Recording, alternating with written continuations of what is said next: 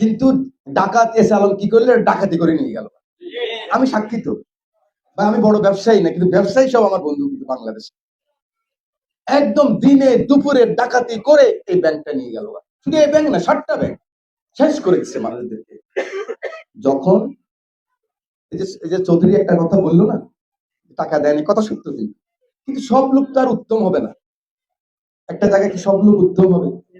আর জামাত ইসলামের জন্য ওদের তো একটু মায়া মমতা থাকবে নাকি ভাই? ওরা কি আমার টাকা দিবে? এটাও মানতে হবে। আমি নুরুদ্দা চৌধুরী সাহেবকে বলতে চাই, এইটাই নিয়ম সমাজে।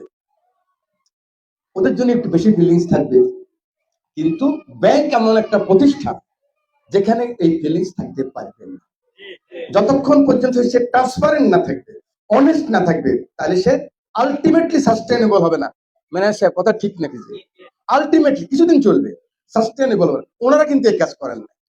আমার এরকম 40 জন আছে পরিচিত ইসলামী ব্যাংকের, যারা মোহাম্মদপুরে 10,000, ওনার ডাইরেক্টর কিন্তু 10,000 টাকার বাসায় ভাড়া থাকে। ইসলামী ব্যাংকের ডাইরেক্টর, চিন্তা করতে পারেন, 10,000 টাকার বাসায় ভাড়া ভাড়া থাকতেন ওনারা, কিন্তু ইসলামী ব্যাংকের ডাইরেক্টর। তাহলে কি ওনার সততার সাথে করছে, কিন্তু পরবর্তী সময় খারাপ লোক ঢুকছে কিছু। এসআলএমে তো 4,000 5,000 লোকের চাকরি দিচ্ছে, কোনো তার সার্টিফিকেটও নাই। তাহলে কি এটা কি ব্যাংক চলবে? চলবে না।